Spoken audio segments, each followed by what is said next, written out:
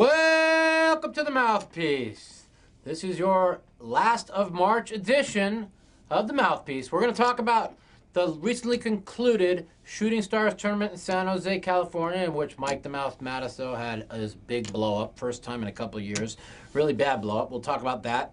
We're going to talk about the up-and-coming Dream Team Poker Tournament.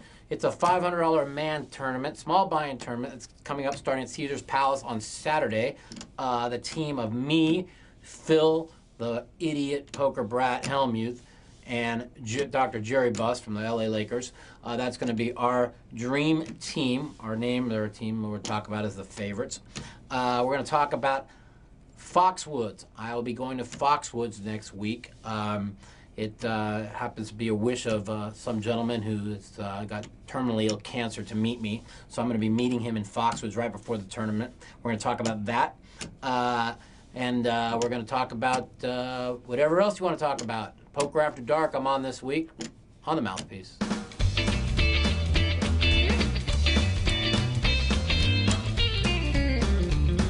Welcome back to the Mouthpiece. Okay, as you all know, Shooting Stars is over. I was out on day one. What happened? Well, I was cruising along in the 10th hour of the day with about 46,000 in chips. Above average, really playing great poker, hadn't made a mistake, had great table presence. I thought I was absolutely locked in, and then I ate dinner. I never eat during a tournament on dinner break, and I ate. And after dinner, I took some medication I normally take to stay focused, and I kind of got a little twacked out. I wasn't feeling right. I hate to make excuses, but I went up to Matt Savage, the tournament director, and I said, "You better hope I don't have a blow up in the next 10 minutes because I feel like I'm going to die." And of course, 3 minutes later, I blew off all my chips. What did I do? If you really want to hear it, here it goes. It's so ugly, it's so bad that I'm embarrassed to say it. But Gabe Thaler limped under the gun. I limped behind him with 2 sevens. I didn't really like his limp because he likes to limp big a lot.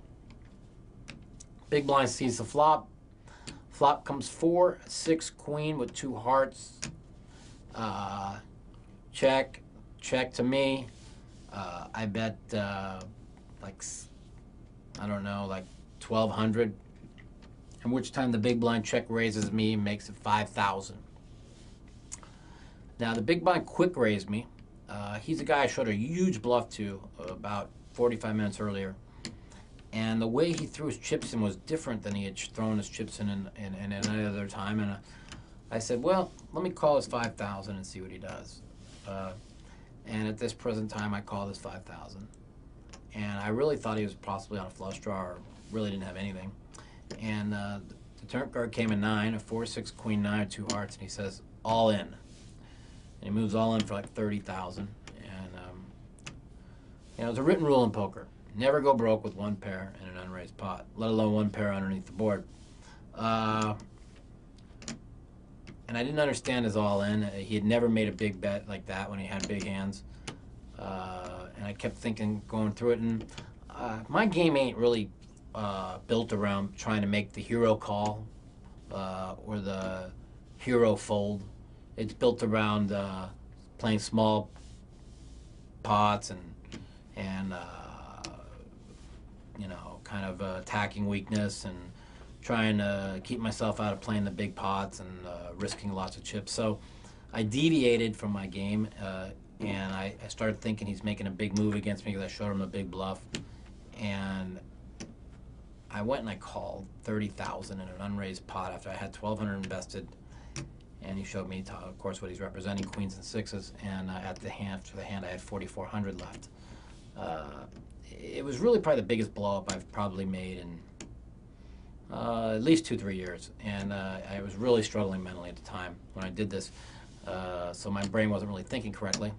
And I looked after the hand. I was thinking to myself, "What are you doing? Even if you know you got him beat, and you put him on a flush draw, right? What are you putting your whole tournament on the line, where he's got like 1 over in a flush draw, or 2 overs in a flush draw, or where you can still get unlucky in your tournaments, and you're crippled." So it was a real bad play on my part, and I was really. I've actually been thinking about it still to this day. It's been almost 9 days old.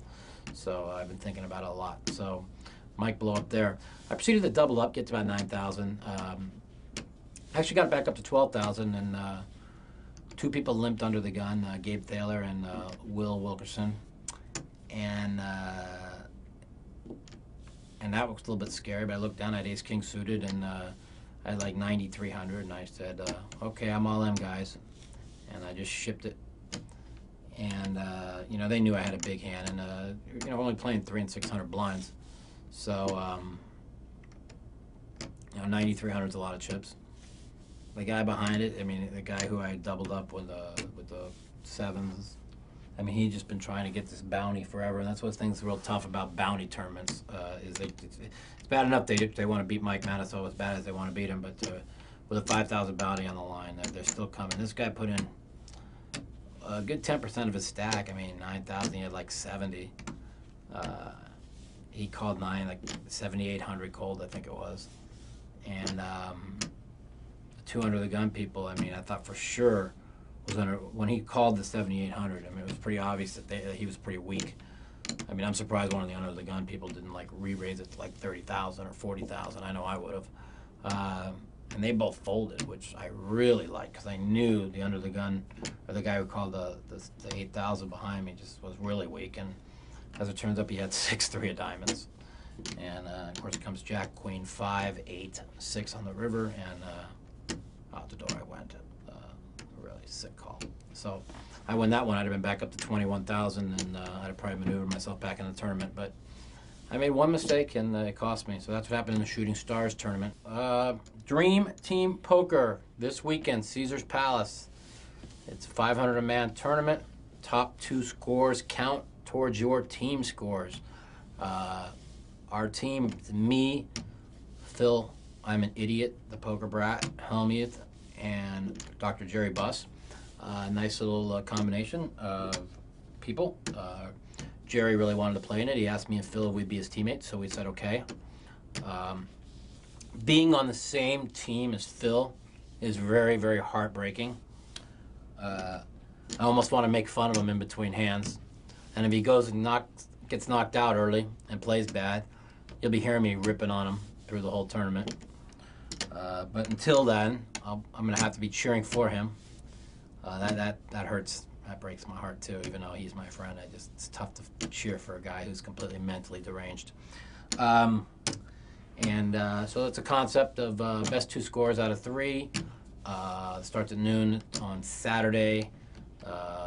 Should be fun, should be interesting. The name of our team is called The Favorites. Of course, I let Phil come up with our team name, which I'm surprised he didn't call it the Helmuths, because he's like so into himself. But I guess we couldn't, it wouldn't be right if we called it the Helmuths, so I guess The Favorites is as good as egotistical as for Phil as we could have gotten.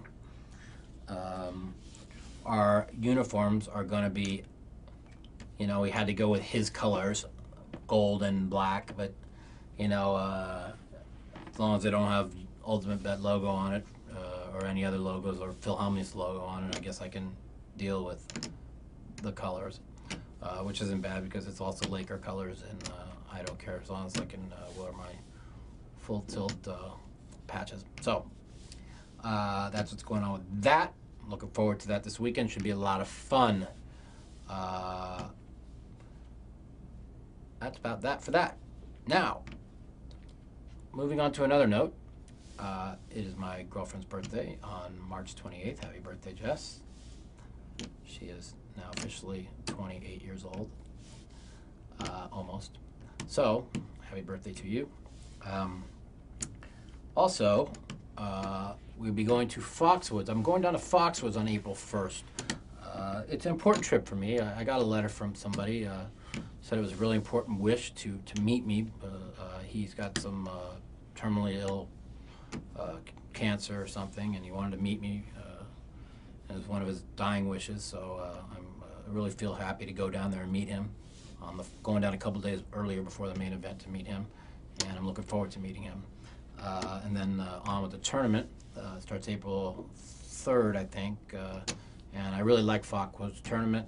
I hate Foxwoods, but I like Foxwoods tournaments because they're so juicy. And for all you out there that didn't know, I had a $10,000 bet last year, like 3 years ago, that I'd never play Foxwoods for the next 5 years. I made it 2 years and had to buy out of that bet for $2,000, in which, as you all know, that $2,000 turned into me final tabling it and making $286. So it was a good $2,000 investment for me back last year, and hopefully it'll be good for me this year. So on the Foxwoods we go. After we leave Foxwoods, it is the Bellagio tournament. All their World Poker Tour Championship, $25,000 main event. Looking forward to that. I plan on winning that and then becoming the all-time money winner in poker history. That's my goal. I'm so sick of hearing about how great everybody else is and how wonderfully everybody is, and when nobody realizes that out of the amount of tournaments played per tournaments cashed, I won probably more money and cashed in more tournaments than anybody alive per tournaments played. So I think I played like 250 tournaments in my life, where Daniel's played like 1,500 and Jawanda's played like 1,500 and probably Cunningham's played like 1,500. And so, I'm gonna just put my head down and do what I do best, and that's win. So I look forward to me winning and having a good World Poker Tour Championship. And after that, we're on to the World Series of Poker. My book, Check Raising the Devil, will be out May 19th. We have lots of plans in the air for it. It is on the press now. I'm just working on getting some final little details done before the first copy is printed. We are actually taking photo shoots for the cover tomorrow, and it will be out May 19th. I'm going to be doing book signings at the World Series of Poker on my book for the entire 6 weeks at the World Series. So there will be a setup for me in which I will be selling and signing my book, Check Raising the Devil, my autobiography. It's a great, great book as far as story of what happened to me and what I've gone through, and pretty much what can happen to you when you just and hang around the wrong people. So I hope you all enjoy the book when it comes out. It's been 2.5 years in writing for me, and a lot of time, a lot of effort, and we're hoping big things come from it. I'm also got some talk shows lined up, in which I'll be promoting the book right before the World Series. Some big-time name talk shows, and I can't say that right now because it's not officially. I don't have a date for when that's going to be done, but it's looking really good to be on at least 1 to 2 big talk shows the week right before the World Series. So, all right, it's time to my favorite part of the show, the phone calls. So, if there better be more than 2 mother phone calls this week, I'll kill every one of y'all. Light them up. Welcome to the Mouthpiece. Hello. Hey, Mike, how's it going? It's going good. Who's this? Good. This is Gary from Orange County. Hey, Gary. How you doing, bud? Good, good. How are you? Good. Hey, a couple quick questions for you. Yep. One, I know you've probably heard a million bad beat stories, but I think the public would like to be entertained with what was the biggest cash game bad beat you've taken. Mm-hmm. And then second part of the question is, what's the biggest tournament bad beat you've taken? Well, the biggest cash game bad beat I took was in a 2-400 no limit hold'em. Eric Sangstrom raised under the gun with what time? We're in a 6-handed game, which I didn't know what it was. I called with ace-9 suited. The flop became 9-9-6 with the 9-6 of clubs. Came 9 on the turn and 8 of clubs on the river, and we put in 90,000, and he had 7-5 of clubs he raised with under the gun. Showed me a straight flop. Flush over quads, huh? Okay, that was the biggest cash game beat I ever took, and How much did you lose in that pot? 86. Oh my God! Ouch. And that was and the biggest The biggest tournament beat I ever took, without a doubt, is the '05 World Series when I flopped the king and the guy hit running hearts. I mean, he That don't. was sick. Hey, he don't hit running hearts. I win the World Series. They don't talk about Joe Hatcham. He's never even a name. You know, Yeah, I only have 30% of the chips. You know, I don't blow 25 million in chips like Andy Black does. I mean, you could pencil me in for the 1 or the 2 hole. Well, So in the hand, I'm sure you remember too that really killed Andy Black was the King Jack against the Jacks. well, that was the moronic call of all Well, almost he of all could have time. got away from that easily. That was so bad, but I mean that was even. I mean he still had a ton of chips. I was still in the tournament then. I mean, Right. Well, But Andy. that was a monster hand against, what was that guy's name with the visor? He had the Jacks. He re-raised him with the Jacks, and Andy Black. Oh yeah, it was so bad. That was a monster pot. Yeah, that was a ridiculously. I mean, he gave away all the half chips there, and then like even the hand where he had top pair and he put in all that like 15 million against second pair, and what's his name hit an ace on the end, but it don't make a difference. Andy just played bad. I watched your recently just the one on Poker After Dark, the one that you came back and won, and that was definitely very entertaining. The funny thing is I haven't seen it yet. I heard it's absolutely from the producers, it's absolutely the best televised Poker After Dark they ever had. So, By far. and he says it is, and I figured it was really great entertainment. It was just really, I mean, to think that I had him dead and on the ropes, and for him to come back like he did, and then like get close to even in chips, and I really didn't play bad. He didn't really outplay me. I just was card dead, and I was just keeping my focus and trying to just keep my, my patience because I didn't want to make a mistake like I have in all the other ones, and then. I raise him like 3 in a row, and now then when I pick up the ace king, I know he thinks I'm running him over. So, when I lost that coin flip, I didn't get down. If you watch my demeanor in that, I never got down. I said, "Don't worry, I'll come back." I never. You were very focused, and it was very entertaining because some of those Poker After Darks can drag a little bit because the blinds are so small. Right. So some of them can drag, but that was a very entertaining one. So I definitely remember it, and I just watched it a couple days ago, so it was fresh on my mind. Yeah, I'm gonna have to go check it out on you Poker Absolutely. Tube. Well, I'm actually playing in a World Series circuit event down in San Diego, the Harrah's Rincon, the $1,000 buy-in down there. Yeah. What is and the main event $5,000 in that? Yeah, I think the main event's $5. They get a lot of players. Do they get a lot of players or no? Well, I think for the 1,000, they said they're expecting 500 or 600, which is decent. Yeah, okay. So it should be a decent prize pool. But I'm gonna give it a shot this weekend down there and all right. play in some World Series events. Well, good luck, man. I got another call. Okay, I appreciate the call, and call me anytime. You got it, Mike. Later. Okay, bye. Welcome to the Mouthpieces, Mike. Hello. Yes, hello. I have an Omaha 8 or better question for you. You got it. I was playing Omaha 8 or better on full tilt a few days ago, and I ran into a situation where I had the nuts on the flop and also on the turn, but right. There was a lot of betting. I mean, it was potted and repotted by the time it came back to me. Okay. So pot limit Omaha 8 or better. Yes. Okay. Yeah, I ended up calling, and the river card killed me, so I lost my entire stack on that. What was the hand? I'm wondering. Well, I had 9-10 of clubs and ace king of hearts, and okay. The board came out 6-7-8, 2 suited, and okay. so I had the nut high on the flop, but I had no low. I would have folded your hand on the flop. You would have, okay. Yeah. Yeah, that's what I was wondering is how often you ever find yourself folding the nuts in Omaha 8 or better, because, I mean, I don't think I've ever folded the nuts.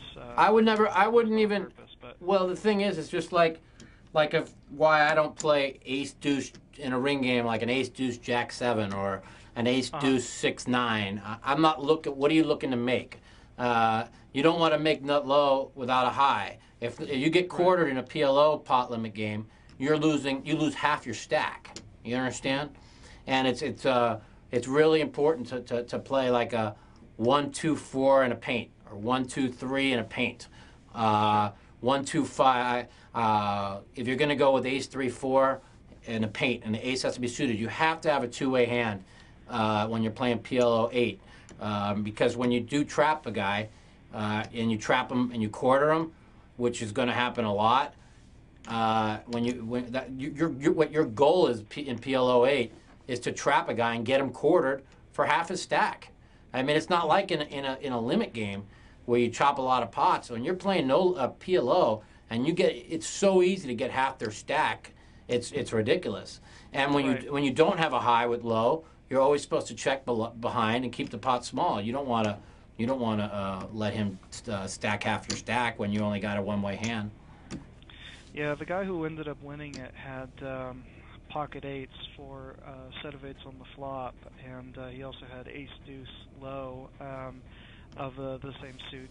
Well, that's why he has a two-way hand, and that was where you were getting stone frilled. You don't have a quarter in the pot. You can't see. The thing is you can't win that pot. Your hand's over on the flop 6, 7, 8. You have no win. You're just drawing dead. I mean, to half the pot, and you're probably. I mean, unless it's three-way action, and the other guys they all have big stacks. Even then, I'm gonna fold. But that's why I won't play that hand. Like a 9, 10, ace, king, or something like that. I'm looking to play, like, a lot of times I'll try and get in there with even like a queen, queen, 10, 9, or a queen, queen, king, 5, something like a flop, like top set, and maybe a flush draw, and a guy who raised with, and he's got aces.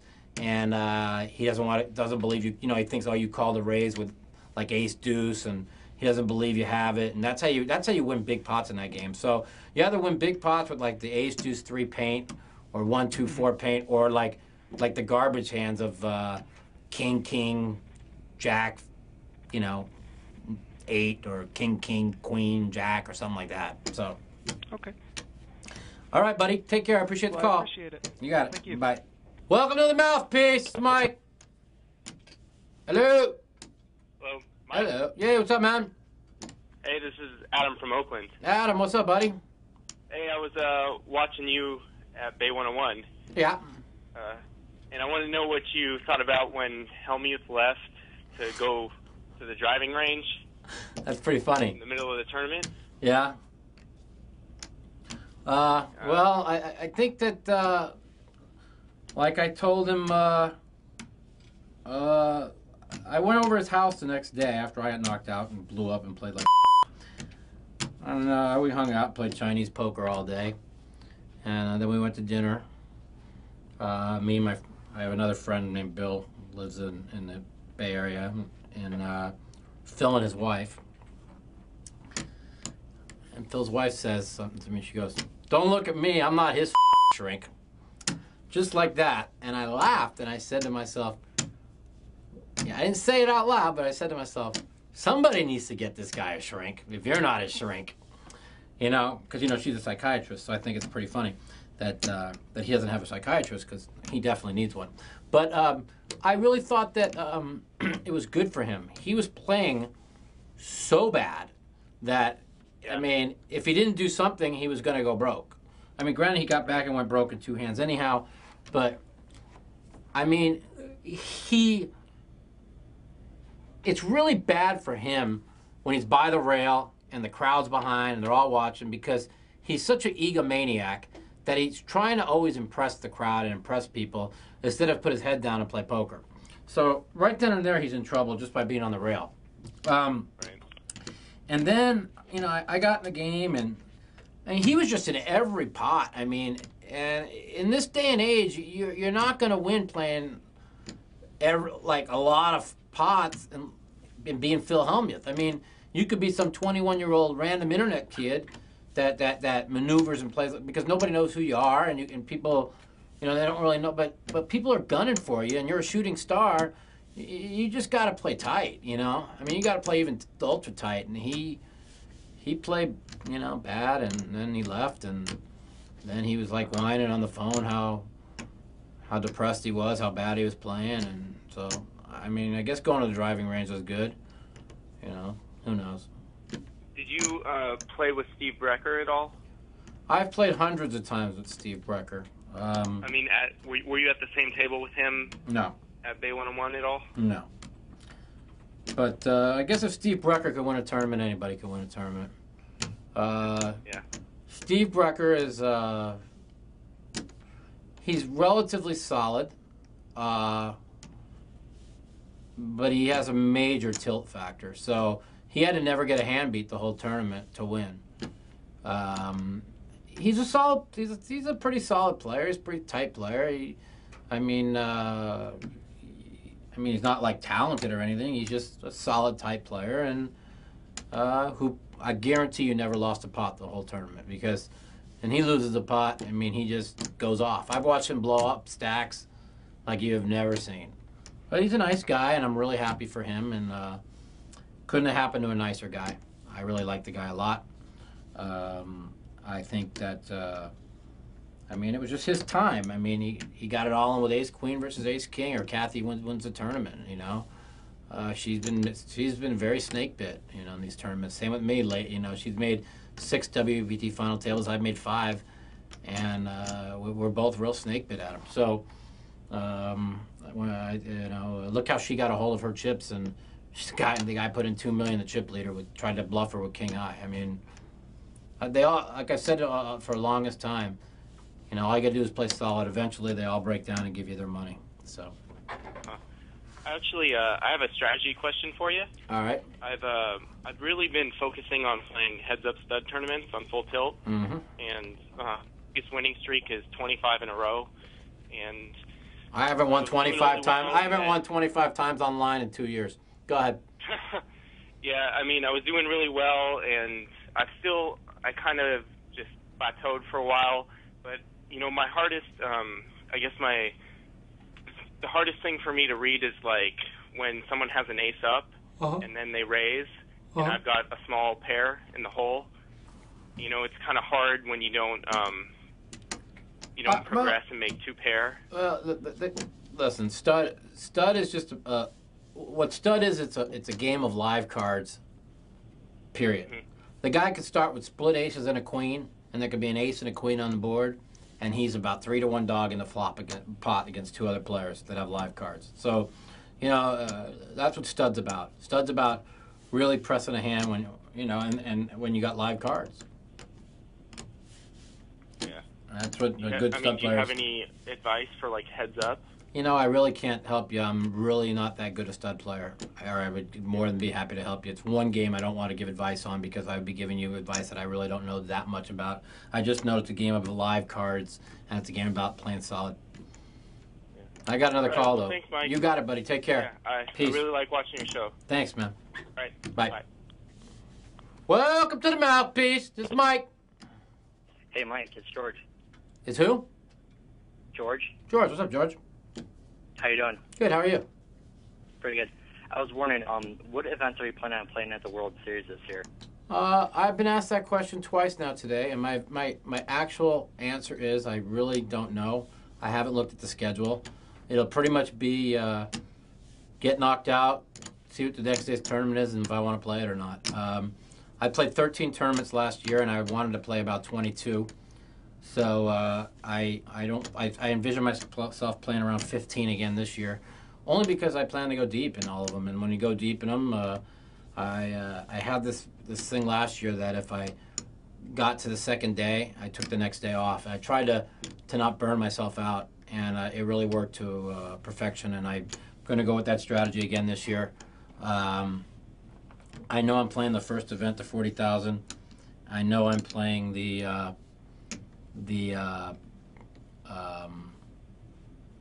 all the 10,000 mix, the 10,000 Omaha 8 or better, the 10,000 stud 8, all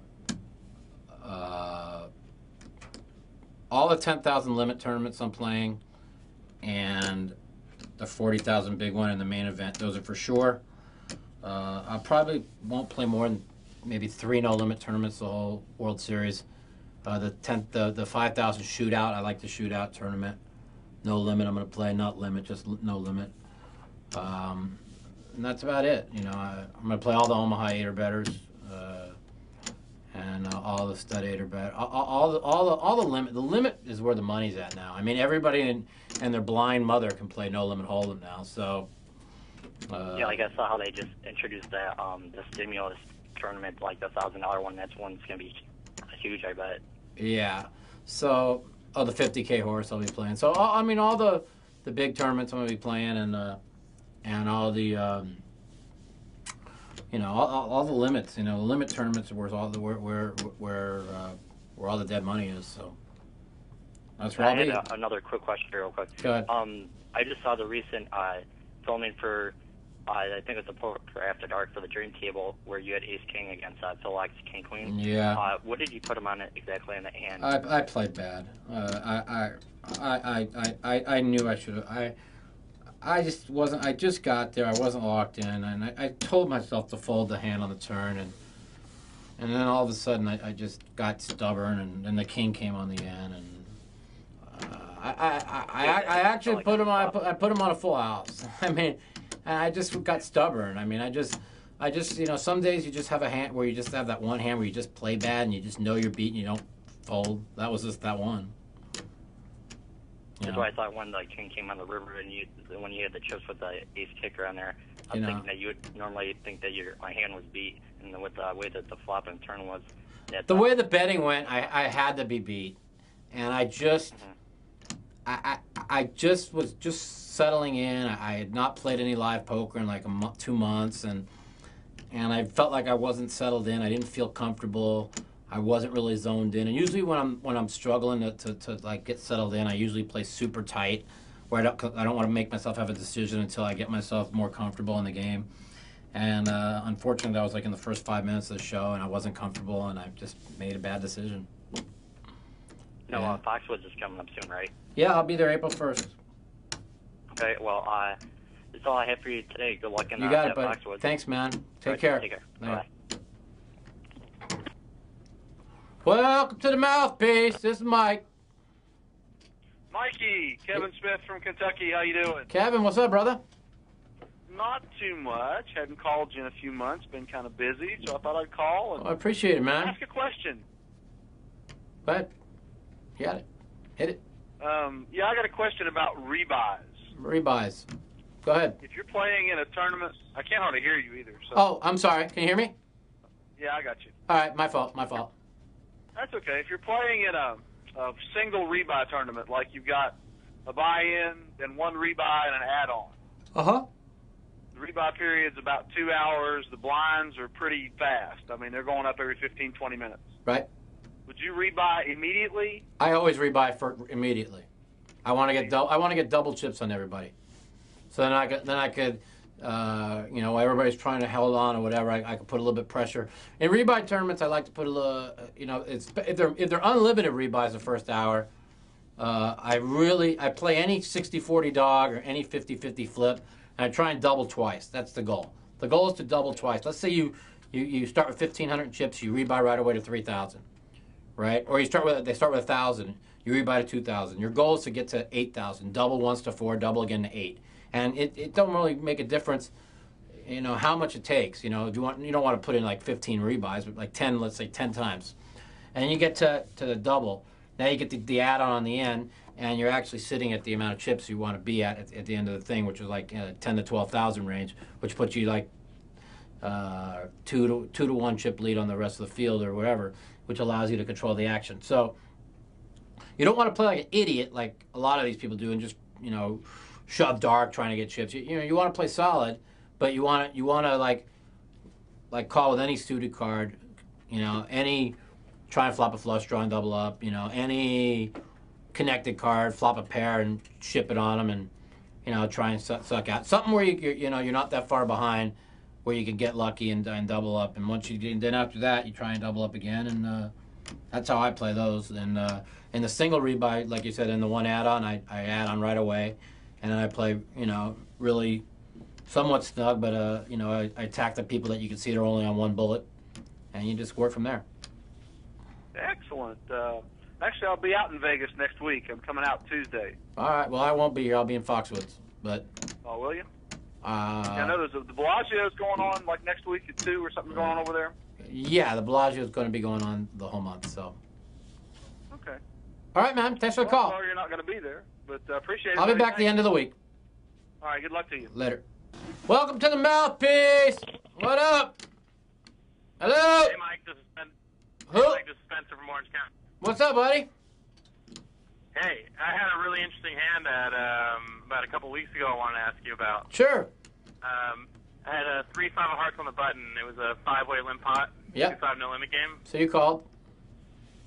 Yeah, I limped on the button. I'm about 600 deep. All right, I like it. Flop comes deuce of hearts, 4 of hearts, 6 of spades. Yeah, that's an average flop for that hand. Yeah, and the small blind checks, and the big blind bets 20. He gets 2 callers.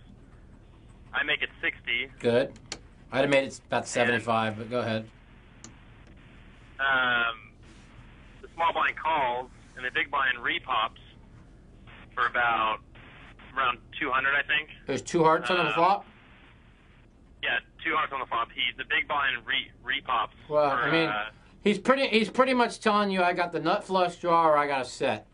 So I'm going to go ahead and tell you that he's telling you he's got a set. So I'm going to go with a set. So I'm going to probably call the 200, make sure the board don't pair on the turn, and put the rest of it in.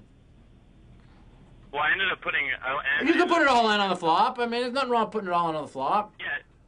But no, I mean, I like giving them one. I like putting it all in when they have one card. But the thing is, if he has a set, you know, he's putting it all in front of you anyhow. So you might as well just put it all in there. Yeah, no, I put it all in, and then the small blind folded, and then the big blind stood up, and he turned over 3-5, and he said, do you have a flush draw too? And I just kind of froze. I was like, I didn't say anything. Wow. And he's like, if you tell me to fold, I'll fold. And I was like, and I fold? How does the guy thinking of folding? How is the guy thinking of folding? I'd have been like this. I'd have put. You know what I would have done? You know what I would have done?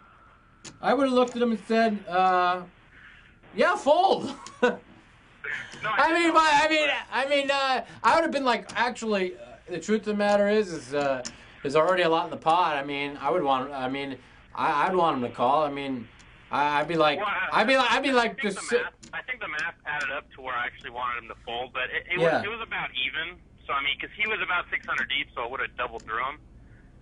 But there was already about 3-something in the pot. How's he thinking of folding? I mean, what the? That's what I'm saying. Is there? I mean, have you ever kind of been in situations like that where you kind of positive some guy has a redraw on you? No. You know, it's kind of like the all-on situation. Not in the PLO. Like I watched Chino go broke in him handing the PLO yesterday. He lose like 30,000, and the flop came 5-8-9 with 2 clubs. I mean, there ain't no way I'm putting all my money in on a 5-8-9 with 2 clubs with a 6-7 and no other draw behind it. I mean, I'm gonna check call the flop, and I'm gonna see what comes on the turn. As it turns out, he was up against 10 Jack Queen and the 10 Jack of clubs, and the guy made a straight flush on the turn. I mean, I know that situation happens a lot. Has it ever happened to you where you kind of just flop like maybe the nuts? And you just cause the guy to redraw on you? No. Folding on the flop? I don't know. No, I would never fold. If he turns it up and he's got the same hand with a redraw on me, I just hold my breath and hope he misses. Okay. That's almost like that's just like when you get it all in pre-flop, aces versus aces, and the flop comes 3 clubs, and you just hold your breath for the next 2 streets. Yeah, no, exactly. But I mean, I think I should have ended up just turning over my cards and say, go ahead and call. And just taking the money in the pot. But did you win or no? No, you chopped it. All right. All right, man. I'm out of time. My tape's out, so off the streets I go. Take care, man. Thanks for the call. Later. All right. All right, everyone. Thanks for all your calls today. It's about time y'all step to the plate. You're lucky. I'd have kicked all your. See you in 2 weeks on the Mouthpiece. Wish me luck at Foxwoods. Later.